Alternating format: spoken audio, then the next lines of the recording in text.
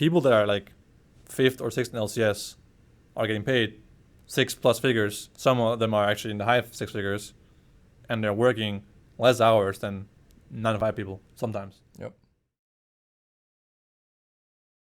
Sven's here, joining us after playing Golden Guardians. Lost to Golden Guardians. Yeah, didn't do much playing.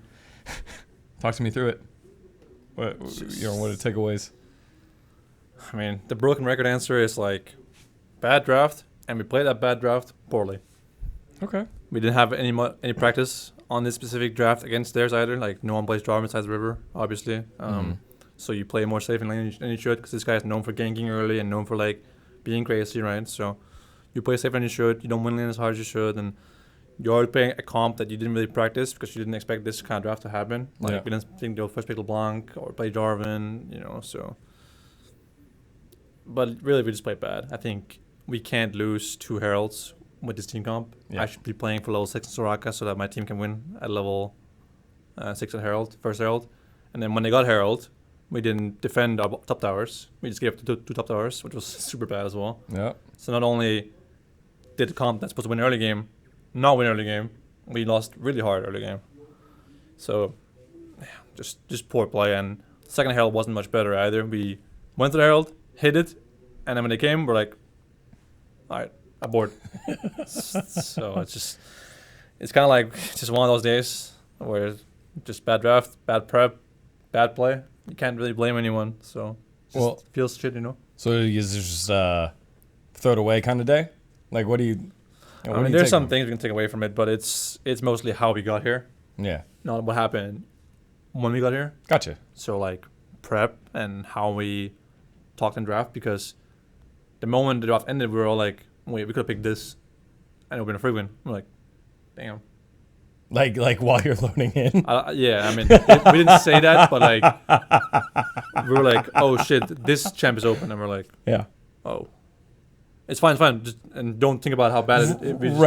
Right. You got to like rally the troops into the game. And then we went into the room afterwards and we said, guys, this draft's on me. Could have picked something. Yeah. And we're like, wow. We could have had these champions instead. And we're like, well, it would have been a free win then.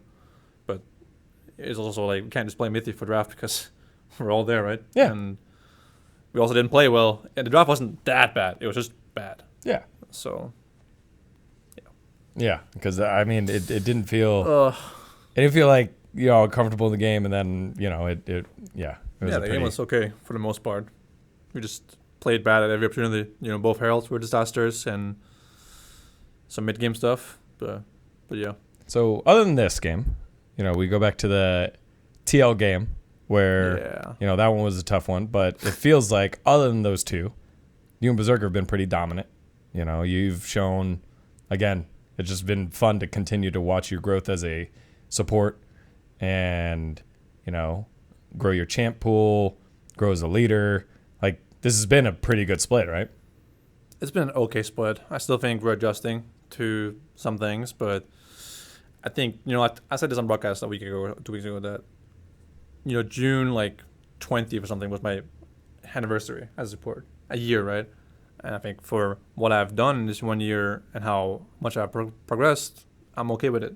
I think I'm in a decent spot where, I'm starting to get there, where, I can focus more on only the game, not my champions and the where should I be, blah, blah, blah things. But I'm actually just feeling more comfortable playing the game now. Whereas, in the first split, even last split, the meta changes, right, every time. Yeah. So it's in summer last year, the meta was meta champs at first. Yep. Then at the end, it became this Lulunami type meta. Yep. So I adjust. Then at Worlds, it went back to meta champs. And then at Spring Split, it was range champs again. It goes back and forth, right? But every time there's a new champ that comes up out of nowhere that you have to learn and spend time playing that champion instead of playing the game. But, I mean, I'm not proud of the games on the Arcana against CL, but I don't think that champion is why we lost. Yeah. It's just I played bad that day, right? Berserker also played bad that game. We talked about lane afterwards, and we both agreed that it wasn't just me who griefed the game, right? So yeah. And today we played Soraka, and I played bad too. But no one's gonna say, "Oh, you played bad because you're champion this game." You just played bad, right? So it's important not just blame it on the champion or the range versus middle champ thing, the narrative. But yeah, I'm okay with where I am right now. I think we're still a good team, and I'm very confident going into the playoffs. You know, we kind of always had a problem with like adapting to patch changes. Yeah. It's been like a problem we've had for a long time, where like the longer we are on a single patch, the better we are. That's why LCS being canceled week 1 was bad for us, because we actually had a good read in that patch. Yeah. That's why we went 3-0 in 20 minutes every game, because we're like, this is our patch, right? Then the patch changed and we're like, oh shit, you know. So I think it's fine. I don't mind us being outdrafted in one game in regular season. It's first place is obviously important, but it's not as important as us playing new things and trying and growing. Yeah. So it sounds like kind of like a PR cope answer, but it's the truth. I think when you PR cope answers are for people that don't have the same pedigree and experience that you have. So you can use that and people believe. I agree. Like once you've been there so many times, yeah, and it's not always first place in the season that wins playoffs, right? You know, so I don't even know what place we were last season. Were we second place in spring split? No, was Fly first? We were first. Yeah, you finished first. Did we? Yeah, it was a big exclamation point. Remember, it was like I think the last game of the split, and it was like, oh, all right, you're right. Who's MVP? Berserker or Prince? Yeah, I remember now. Fuck, you're right. Yeah. But in summer we were like 5th, I think, last year. Yeah. And we went to playoffs. I was feeling a bit nervous. Then we beat EG. I was like, wow, this is free win. You know, we stomped EG, the old EG with Danny Vulcan ball in, and I was like, wow, this is free win. Yeah. We made it. We finally found like the last cock in the wheel, and now it all comes together. Yeah. So, it was named Zeri. Yeah, it was called Series Silver, Ban Silver versus Danny and Pick Silver.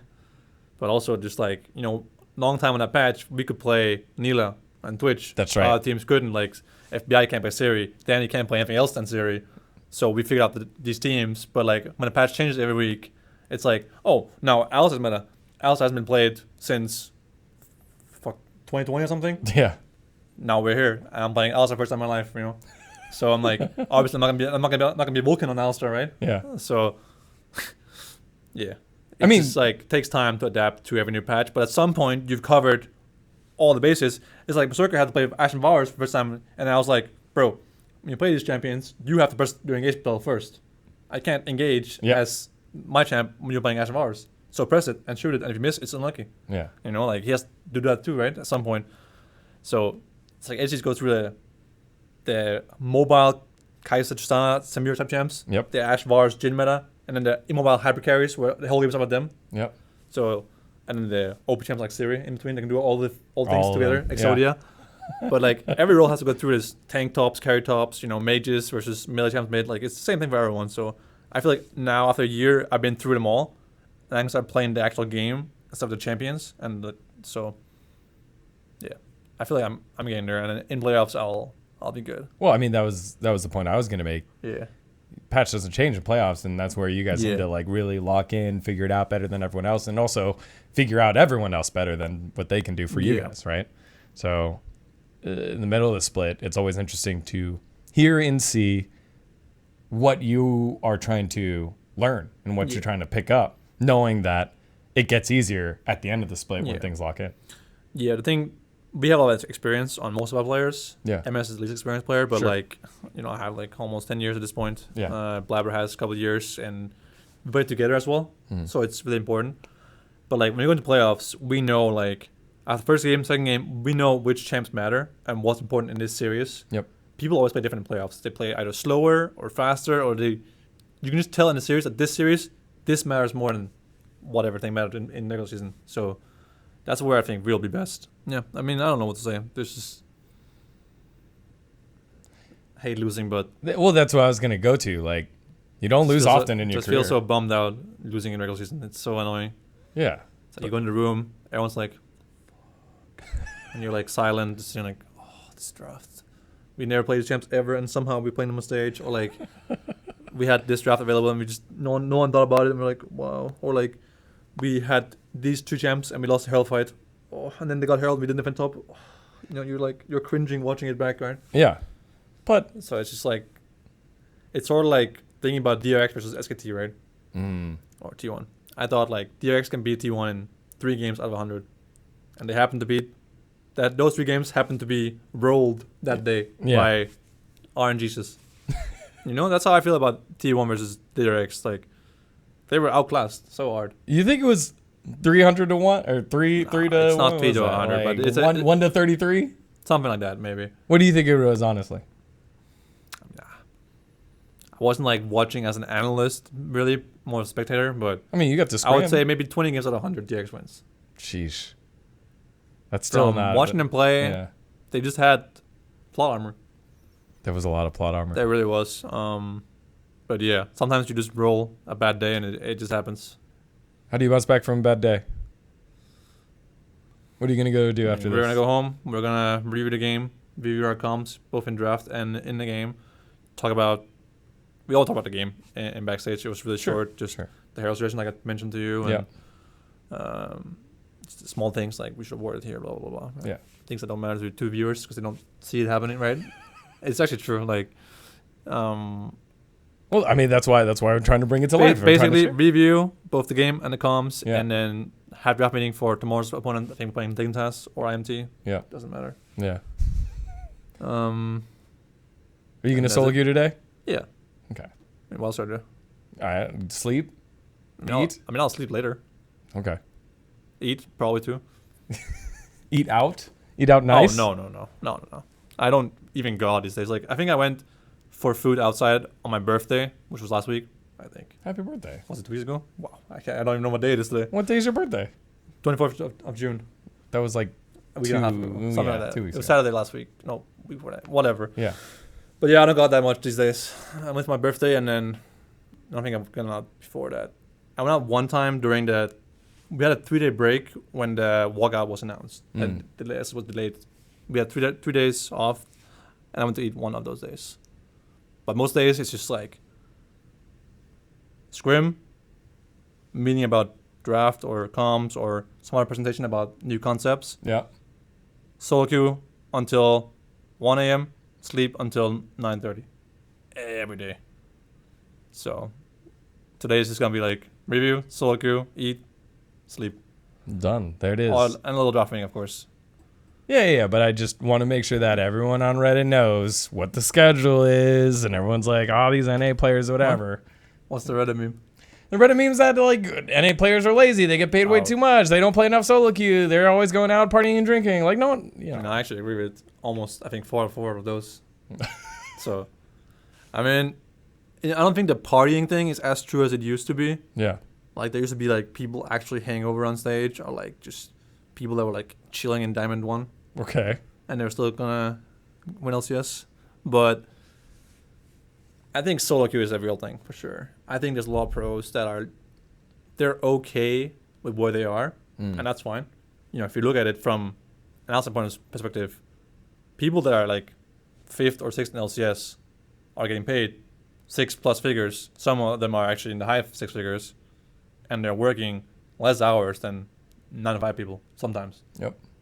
Sometimes LCS scrims is just 12 to 5. Cena has like a lot of meetings, and we sometimes scrim night block. Like nowadays, with the format being 3 days of scrim, 3 days of LCS, one off day, we night block, and we have draft meeting stuff. But some teams are really just 12 to 5, and all right, guys, see you tomorrow. So you're working not a lot of hours, can pay a lot of money, living for free in LA. Most teams are living for free, right? We have free housing, but some teams have their own apartments, whatever. It's a good life.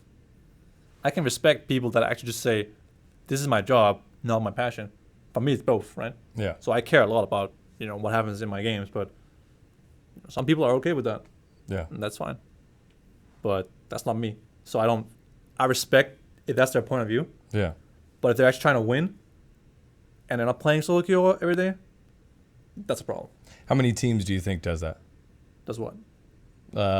Does it treats it just like a job? Does the 12 to 5 and maybe a couple solo queue games? I don't know, but I remember Rainover said when he left EU, he went to IMT for money because he had to send money back to his family at home. Yeah. And I can respect that. The honesty as well. So it's fair enough, right? Yeah. He can still be passionate about his career. Yeah, he still can. Still try his hardest, He's they still went coaching? 17-1 that split. Yeah, he's still coaching and he's doing well now. He's like 4th place or something. Yeah. So good for him, right? Yeah. That's just one player out of 100, right? But yeah. I don't know what people do with the time or why they do it, but I'm here because I want to win, and I want to look back at my career and be like, I was the GOAT. Not the GOAT, but like I just want my career to be something worth remembering, you know? Yeah. I still think I'm good. I still have a lot of passion, and I have a lot of drive. I play the game every day, all day. I think about the game, you know? I eat, shit, breathe this game, so yeah. Thanks if for some people want to just work 12 to 5 and chill, Godspeed. All right, I'm ready to run through a fucking wall right now for Sven, man. Appreciate you, man. Thanks for the time. Yeah, you're good. Keep it locked here for more Zven rants and Digon Esports. Appreciate it. All right. Thanks, bro. Am I still sitting here ranting?